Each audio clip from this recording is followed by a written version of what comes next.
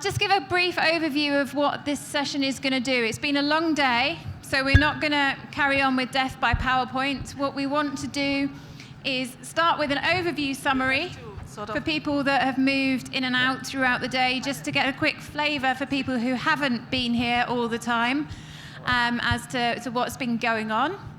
We've got some short interventions from a whole range of different speakers on the stage, and by short, I mean very short, as in 3 minutes, very short. I'll let them all introduce themselves, if they can just all begin by saying their names and where they are from, after Graham has done the summary. And then we'll have more of an interactive session, a fishbowl, where we have some panelists, but also an empty seat. And I'll say more about the process then, when we get to that stage. We'll then have a short intervention from our artist, who's been very busy throughout the day, capturing the different thoughts, the different aspects that people have been commenting on during the different sessions. And finally, we'll wrap up the day with a contribution from one of the journalists in the audience, who's going to give us 3 key messages and take-home points to wrap things up. So without further ado, I shall hand over to Graham, who is going to give a quick summary of the day so far. Thanks. I'm going to give a very short summary of the day. It's been a very full day, a lot of interventions in the day. As a number of people have said, there's been 1,400 word documents that have been summarized down into 10-minute presentations. I'm not going to try and re-summarize those into something less. That's just not feasible. So I make no apologies that I'm going to skip over what some people have said. And I also make no apologies that I've picked up a few things that I saw as important in the day, and there's probably 100 or more other things that I haven't picked up that other people will see as important or even more important. As was said right in the early start of the day, land degradation neutrality actually underpins a lot of the deliberation. So that's sort of a theme that's carried through the day. But people have moved in and out the day, the different groups in the audience, different groups on the stage. And so it's nobody really, except a few hardcore people, have managed to listen to all of this. But I think an important aspect is that the morning was opened by the Deputy Executive Secretary, and the afternoon was opened by the Executive Secretary. And both of them highlighted the importance of science to the convention. But to me, what's even more important is that both of them came here to do that. At this stage of the COP, they're probably frantic with a whole host of other issues that are taking their time. And the fact that both of them were here, admittedly for fairly short periods, but to open and discuss it and highlight the importance of science, speaking with their feet, it really does show that the convention is putting a high priority of the science. They also stressed the role of the SPI, the Science Policy Interface, in being the interface between the policy and the policymakers and the science. But again, it must be stressed, this is a small group of people. What makes this possible is not what they do, but also the linkages and the reliance on this huge number of other initiatives globally and them forming the linkages, and that's probably one of the key issues. They'd also highlighted the fact that science and policy don't mix well together. I think the analogy was done, it's like oil and water, and what was suggested is one of the things that does link that together is the global assessments. And I think it's quite impressive that we've had, well, a lot of the day has been on feedback from different global assessments, with at least 4 different key big assessments being presented during the day. But it was stressed that there is still fairly weak linkages between the different conventions, and something that I think we've seen the need for those linkages are coming out very strongly the whole time, but the realization that it's not a perfect world in getting the linkages between the conventions. And then also just stressing that there's the need for space for open dialogue and deliberation with scientists and non-scientists. The morning then started off going into land degradation neutrality, helping people understand the concepts of land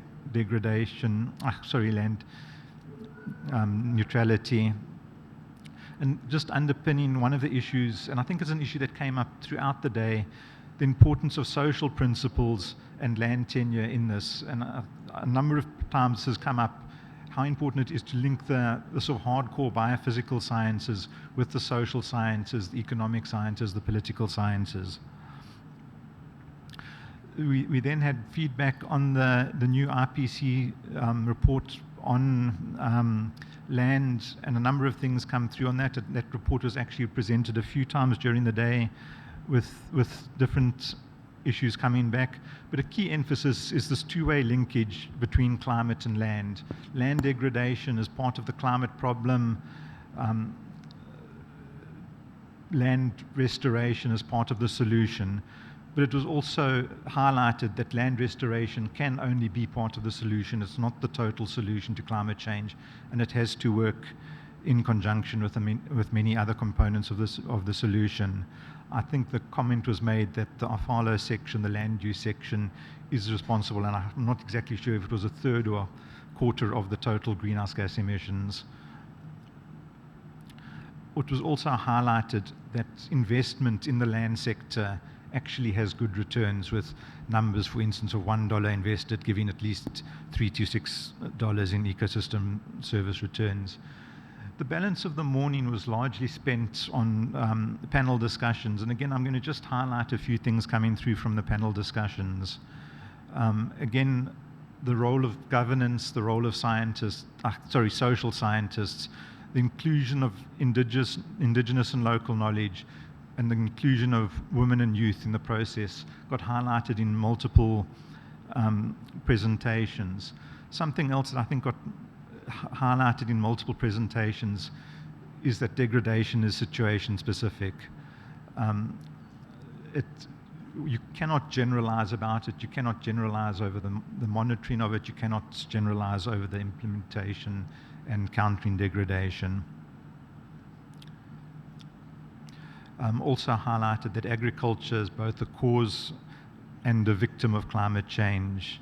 And an interesting comment that came up from one of the panelists, that we need sustainability leaders or sustainability leadership. And I think that's something that, in a way, the world's crying out for, is hard leadership from a sustainability perspective. Another issue that came up repeatedly is, how do we communicate our science? How do we get our science to different stakeholders? And these range from the farmers. How do we speak to the farmers, to the policymakers, and through a whole role of other stakeholders in that sort of continuum? And I think what was also highlighted a lot, and you'll see quite a lot of media people in the room, is the important role that the media can play in this regard. And we've deliberately tried to include the media in the deliberations of today.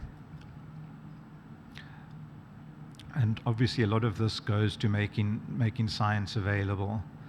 I think a whole set of other issues that came up quite consistently is this need for making trade-offs, understanding trade-offs. And that relates back to where I think a lot of the world is moving towards what we could call landscape approaches, integrated land use planning, strategic planning, land capability assessments, etc., or what Barron likes to say, the right thing, the right place, at the right scale. Also, something that I think is fairly new within the convention, the integrating of drought and drought-smart approaches as a way of mitigating and adapting to climate change. In the afternoon, most of the afternoon was around reports back from a number of different international assessments. Jim Hendrick starting with the International Resource Panel. And this is an interesting assessment. It looked at land restoration and the links with the Sustainable Development Goals.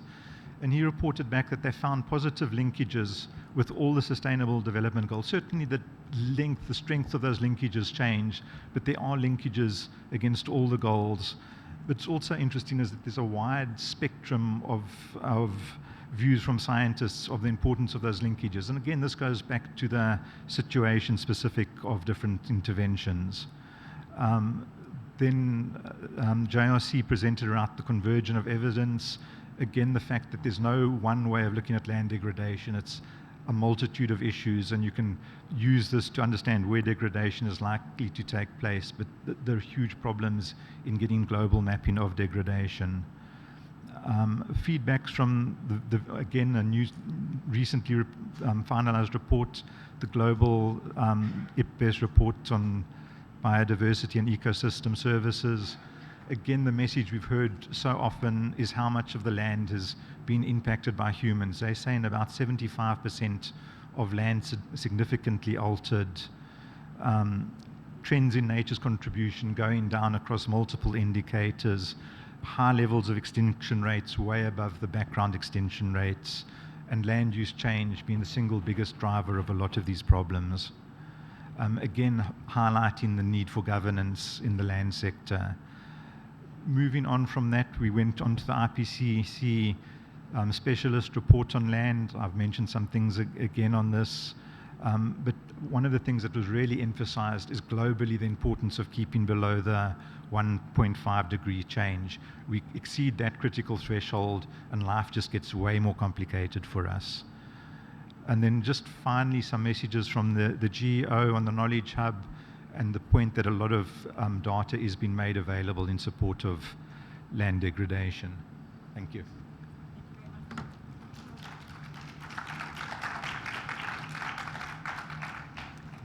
Thanks very much, Graham. That's provided a really comprehensive overview of the main take-home messages from a lot of the different sessions that we've had throughout the day.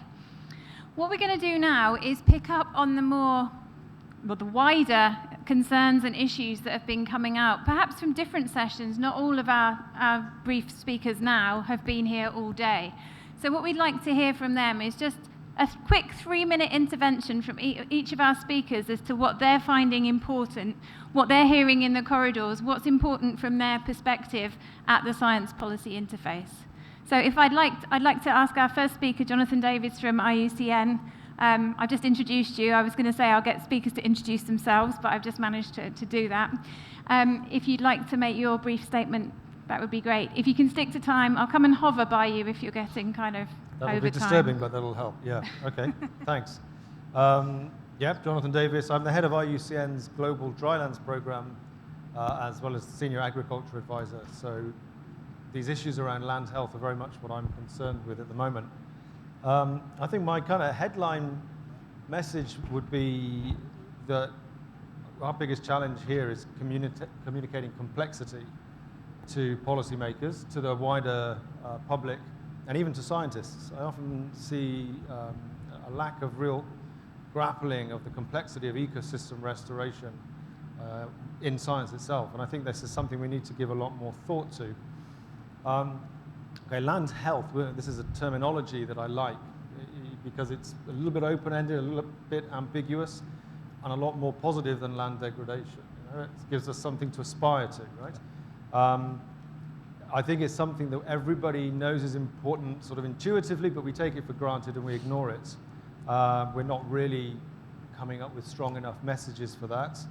And one of the challenges is that when you manage land in a healthy way, when you manage for land health, you're producing so many benefits, right? If it's agricultural land, you're not just producing food.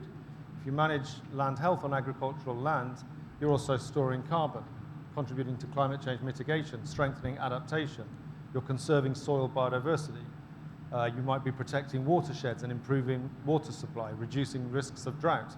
There are all these other benefits, and there are efforts to evaluate those and to communicate them, but I don't think they go far enough. And there's too frequently a reverting to type, to just focusing on one or other of these values and managing for those values. If you manage for one value and you ignore the others, the chances are you're going to end up losing more than you gain. And we see this a lot. Intensification of agriculture to wring out the last bit of food, but at massive cost to catchments or emissions of greenhouse gases and so on. So I think we need to do a better job of understanding, providing good science on that, communicating it, particularly communicating it to journalists to get them to popularize messages on this. And I also think this is something that's quite important for us, IUCN, as an organization that's really concerned with biodiversity. We need to open up this black box that is soil biodiversity. Now here we call it soil organic carbon. Okay, that's a proxy. It's pretty related. And it's a really good indicator of land health. But after that, we don't open up the box. We know very little. You know, IUCN, we've red listed so many mammalian species, 60, 70% of the world's mammals have been monitored, birds are monitored, reptiles are monitored. I think we're only aware of less than 0.1% of the world's soil biodiversity.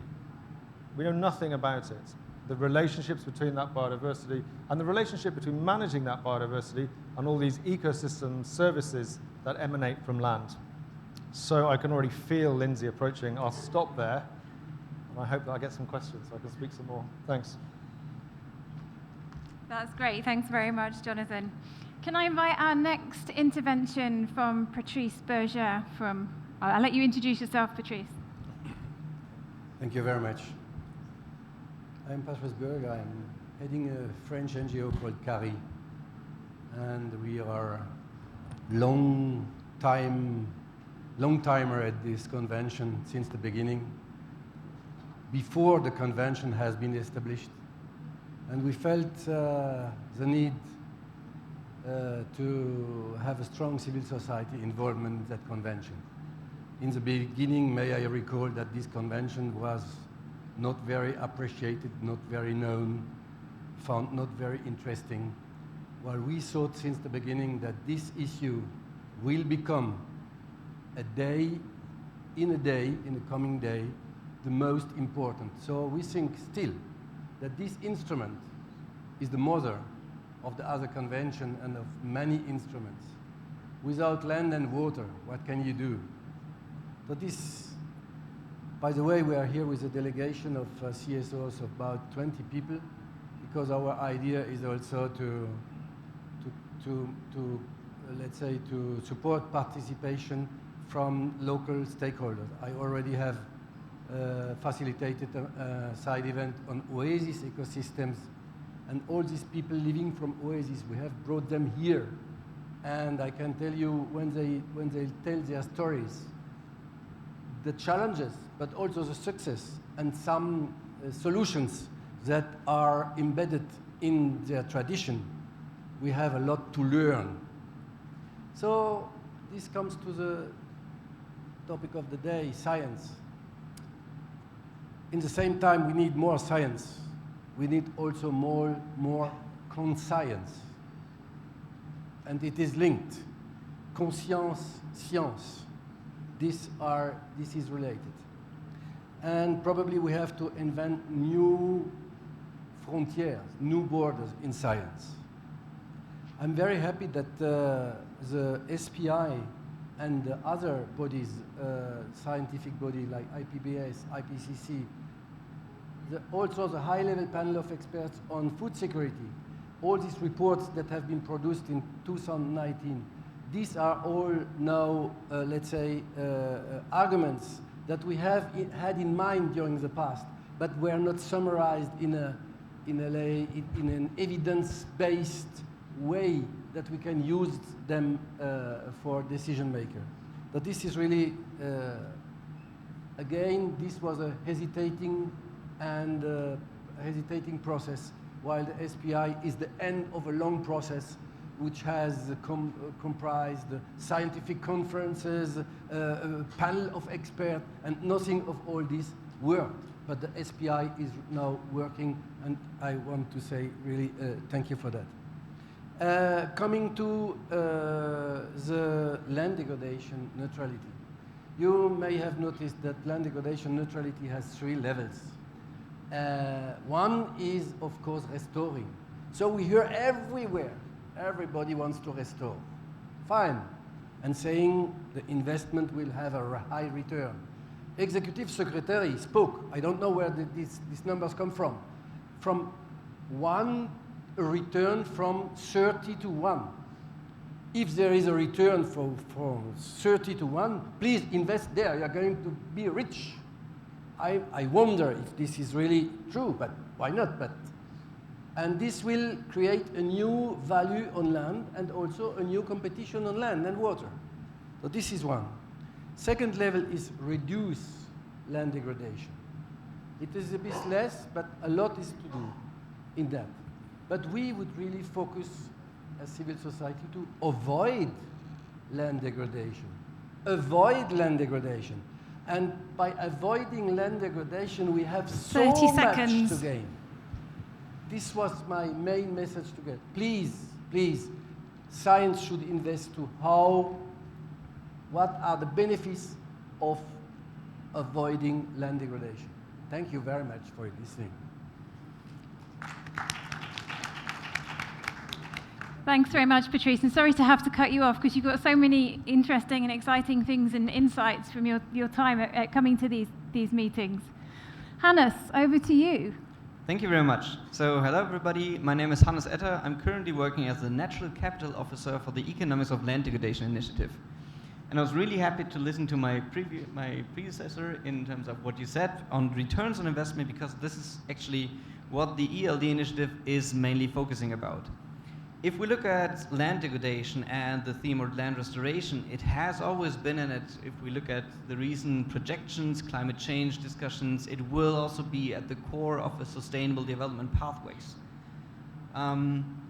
If we look at the annual economic losses that the ELD initiative has calculated, we look at a starting loss of 3.3 to 7.5% of the global GDP amount that we actually lose every day.